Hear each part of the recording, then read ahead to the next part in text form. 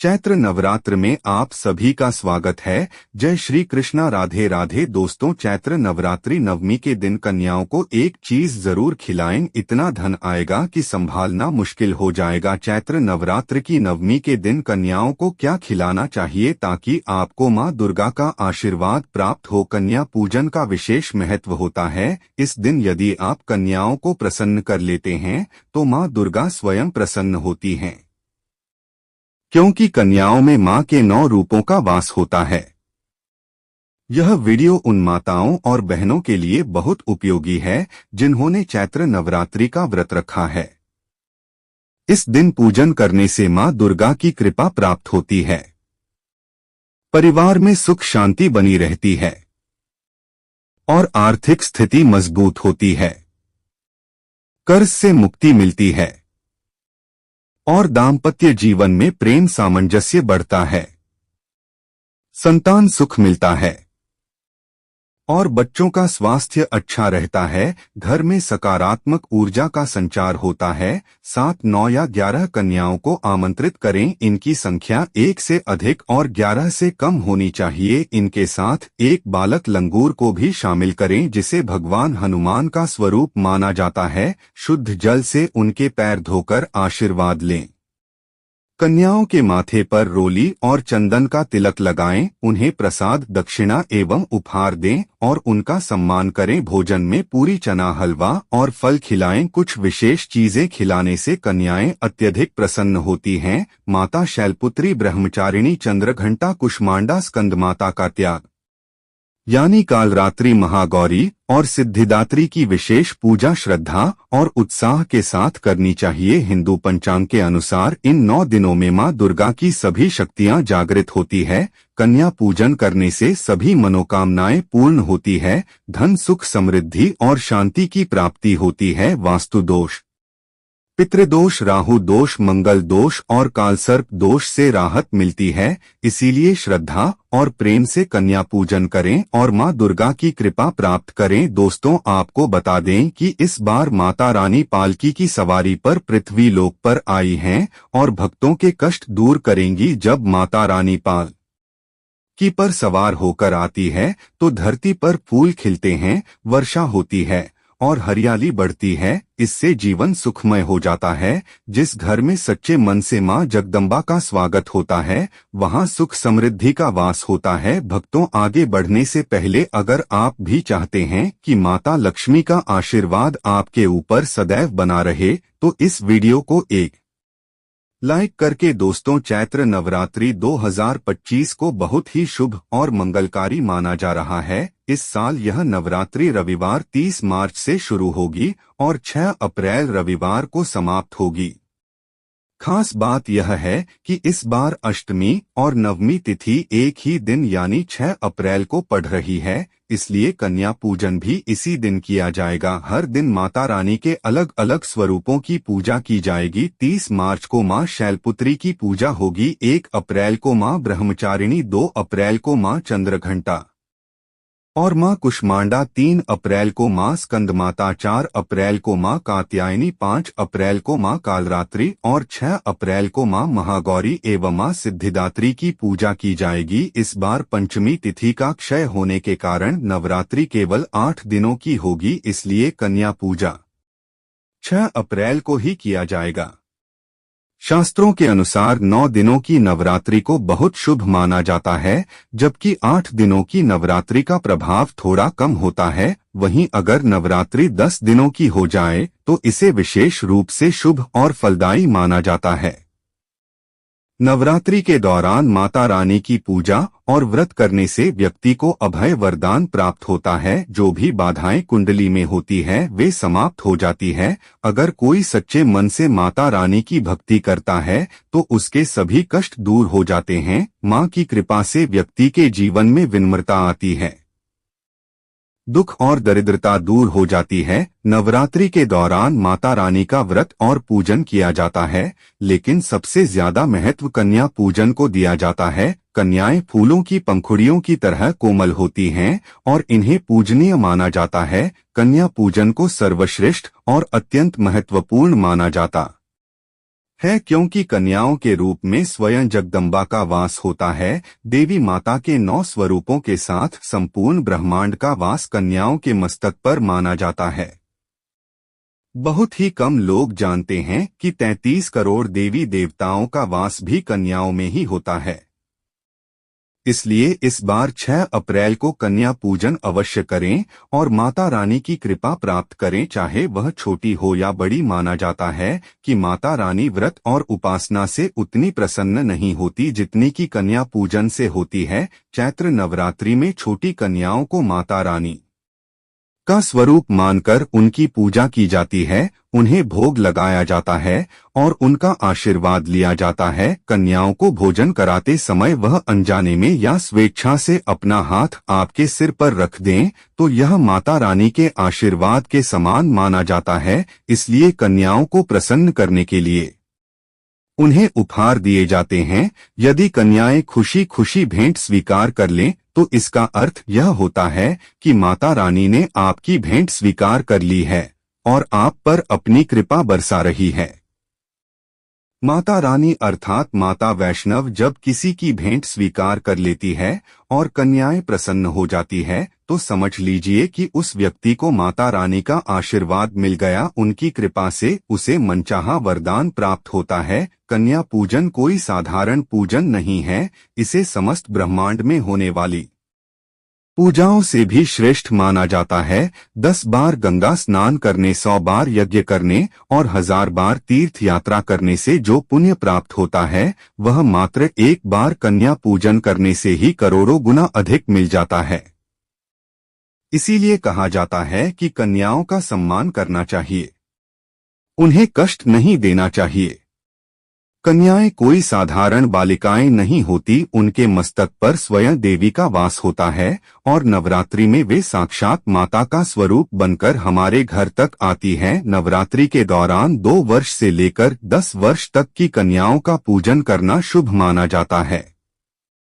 अष्टमी या नवमी के दिन कन्याओं के पैर धोकर भोजन कराना और उपहार देना बहुत दुर्लभ और श्रेष्ठ अवसर होता है, जिसे किसी भी हालत में छोड़ना नहीं चाहिए। इस दिन जितना हो सके अधिक से अधिक कन्याओं को अपने घर बुलाकर आदर पूर्वक पूजन करना चाहिए। अब बात करते हैं कि कन्याओं का स्वागत कैसे करें। जब कन्याएं आपके घर आए तो सबसे पहले उनके पैर दूध और पानी से धोने चाहिए। विशेष रूप से पुरुषों को कन्याओं के पैर धोकर सम्मान करना चाहिए। ऐसा करने से माता रानी अति प्रसन्न होती हैं। इसके बाद कन्याओं को साफ जगह पर कपड़ा बिछाकर बैठाएं और उनके माथे पर अक्षत, फूल और कुमकुम लगाकर उनका पूजन करें। इसके बाद उन्हें भोजन कराना चाहिए, लेकिन ध्यान रखें कि कन्याओं की थाली में कभी भी 3 पुड़ियां ना रखें, इसे अशुभ माना जाता है। जेल में कैदियों को 3 रोटियां या पूरियां दी जाती है, इसीलिए इस संख्या को टालना चाहिए। आप 2 या 4 पूरियां दे सकते हैं,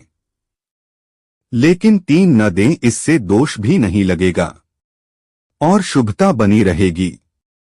कन्याओं को भोजन कराने के बाद अंत में उनके सिर पर लाल चुनरी ओढ़ आना चाहिए। भोजन में खीर, पूरी, हलवा, चना, आलू की सब्जी और छोले आदि दिए जा सकते हैं। पनीर भी खिलाया जा सकता है, लेकिन माता रानी को सबसे प्रिय भोजन खीर, हलवा और पूरी माना जाता है। ध्यान रखें कि भूल से भी लहसुन और प्याज का प्रयोग न करें, अन्यथा अनर्थ हो सकता है। नवरात्रि के दौरान लहसुन और प्याज वर्जित होते हैं, क्योंकि यह तामसिक भोजन की श्रेणी में आते हैं। कन्याओं को ऐसा भोजन देना जिसमें लहसुन प्याज मिला हो बहुत बड़ा दोष माना जाता है। इससे आपका व्रत भंग हो सकता है और मां दुर्गा अप्रसन्न हो सकती है। 9 दिनों तक लहसुन प्याज से परहेज करने के बाद यदि एक गलती हो जाए तो पूरा व्रत निष्फल हो सकता है। इसलिए विशेष ध्यान रखें कि कन्या पूजन के दौरान पूरी श्रद्धा और शुद्धता के साथ भोजन तैयार किया जाए। इतना भी लापरवाह नहीं बनना चाहिए कि माता रानी अप्रसन्न हो जाए और कन्याओं को अशुद्ध भोजन मिल जाए। छोटी छोटी कन्याओं के मस्तक पर माता रानी का आशीर्वाद होता है और अगर कोई कन्या आपको आशीर्वाद दे दे तो आपके जीवन में सकारात्मक बदलाव आ सकते हैं। इसलिए कन्या पूजन करते समय यह ध्यान रखना जरूरी है कि उन्हें ऐसा भोजन न दिया जाए जिससे आपका व्रत भंग हो जाए या वे अपवित्र महसूस करें। बाजार में मिलने वाले कई रेडीमेड खाद्य पदार्थों में लहसुन प्याज का उपयोग किया जाता है, इसलिए बंद डब्बे में रखा हुआ कोई भी सामान कन्याओं को न परोसें। कन्या पूजन के लिए घर का बना हुआ शुद्ध और सात्विक भोजन ही सबसे उपयुक्त होता है। कुछ लोग घर में खाना बनाने के बजाय बाजार से भोजन लाकर कन्याओं को दही जलेबी खिलाते हैं, लेकिन इसे शुभ नहीं माना जाता है। ऐसा अक्सर वे लोग करते हैं जिनके घर में कोई संकट या बीमारी होती है, लेकिन अगर आप पूरी तरह से स्वस्थ और सुखी है तो है।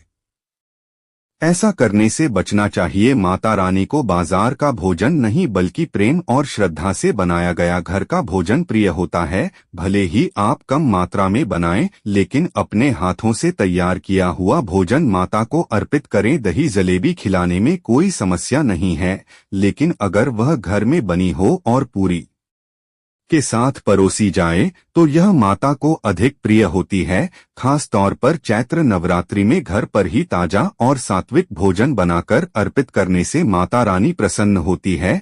कन्याओं को भोजन कराते समय बर्तनों का भी ध्यान रखना चाहिए। प्लास्टिक या किसी अन्य अशुद्ध बर्तनों का उपयोग न करें, क्योंकि पूजा पाठ के लिए ऐसे बर्तन अशुभ माने जाते हैं। कई बार इनमें हड्डियों के अवशेष होते हैं जो पूजा में वर्जित माने जाते हैं। इसीलिए हमेशा स्टील, तांबे या केले के पत्तों से बने बर्तनों का उपयोग करें। ऐसा करने से माता रानी का आशीर्वाद प्राप्त होता है और घर में सुख समृद्धि आती है। अगर नवरात्रि समाप्त होने के बाद किसी कारणवश कन्या पूजन न कर पाए हों तो शुक्रवार के दिन इसे करने से भी माता रानी की कृपा प्राप्त होती है। तो कन्याओं को खट्टी चीजें न खिलाएं। शुक्रवार माता संतोषी को समर्पित होता है और वे नवरात्रि के दिनों में विशेष रूप से सक्रिय रहती है। इस दिन खट्टी चीजें खाने से माता संतोषी अप्रसन्न हो सकती है और इसका नकारात्मक प्रभाव आपके जीवन पर पड़ सकता है।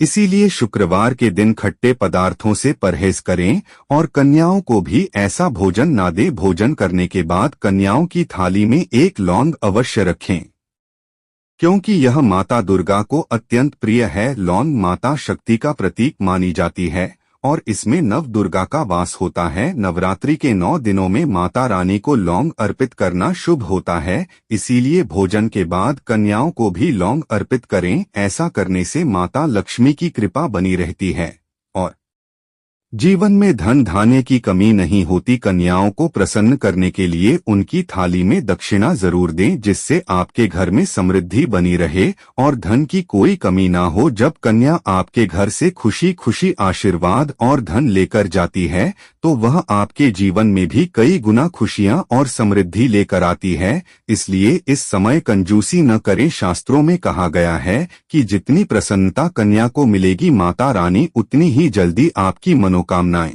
पूरी करेंगी। आप कन्याओं को चॉकलेट बॉक्स, सुंदर कपड़े या स्टील के बर्तन उपहार में दे सकते हैं, लेकिन ध्यान रहे कि काले कपड़े न दें और लोहे का कोई भी सामान दें। लोहे का सामान देने से राहु केतु का नकारात्मक प्रभाव आपके जीवन में आ सकता है, जिससे राहुकाल और राहु दोष का असर हो सकता है। कन्याओं के चरण अवश्य छुए और मन में सच्ची श्रद्धा के साथ प्रार्थना करें। माता रानी सच्चे मन से की गई मुराद अवश्य पूरी करती है। सच्चे दिल का अर्थ है कि प्रार्थना में कोई स्वार्थ ना हो। जब यह श्रद्धा पूर्ण भक्ति में बदल जाती है तो स्वयं 33 करोड़ देवी देवता भी इसका सम्मान करते हैं। नवरात्रि में यदि आप अगरबत्ती, गोबर के कंडे या अन्य पूजा सामग्री जलाते हैं तो उनके बाद बची हुई भस्म का क्या करना चाहिए? इस भस्म को पूरे 1 वर्ष तक संभाल कर रखना चाहिए। अगरबत्ती, गोबर के कंडे और धूप जलाने से बनने वाली भस्म बहुत पवित्र होती है। यदि यह अधिक मात्रा में हो तो इसे पवित्र नदी में प्रवाहित कर सकते हैं, लेकिन थोड़ा भाग अपने पास रखना शुभ होता है। भक्तों, यदि अभी तक आपने जो जय माता दी नहीं लिखा है तो कृपया लिखें, इससे हमें और अधिक प्रेरणा मिलती है ताकि हम आपको उपयोगी जानकारी देते रहे। हम केवल आवश्यक और लाभकारी बातें ही साझा करते हैं जिससे माता रानी की कृपा बनी रहे और हमें भी आनंद मिले। अब सवाल उठता है कि इस भस्म का उपयोग कैसे करें। अगरबत्ती कि भस्म को पूरे साल संभाल कर रखें और थोड़ा थोड़ा सेवन करें। इससे आपकी आध्यात्मिक उन्नति होगी, सोचने समझने की शक्ति बढ़ेगी और आपकी मानसिक क्षमता इतनी मजबूत हो जाएगी कि आपके आसपास के लोग भी आपकी गहरी समझ से प्रभावित होंगे। जो भी ऐसा करता है उसे 1000 गुण अधिक आपकी सोच और समझने की शक्ति बढ़ जाएगी। जिस भी काम में हाथ डालेंगे उसमें सफलता मिलने लगेगी। भक्तों, एक महत्वपूर्ण बात, छोटे बच्चों को नजर बहुत जल्दी लगती है। यदि आपने माता रानी के लिए 9 दिनों तक जो अगरबत्ती या धूप जलाई है उसकी बची हुई भस्म को बच्चों के मस्तक पर हल्का सा तिलक लगा सकते हैं। इससे बुरी नजर नहीं लगेगी। अगर किसी को पेट दर्द हो या अचानक किसी हिस्से में पीड़ा हो तो उस स्थान पर यह भस्म लगाएं। यदि किसी पर कोई नकारात्मक शक्ति का प्रभाव हो तो वह भी दूर हो जाएगा। अगर सिर में दर्द हो तो इस भस्म को हल्का सा माथे पर लगाने से तुरंत राहत मिलती है। वीडियो अच्छी लगी है तो एक जरूर करें। धन्यवाद।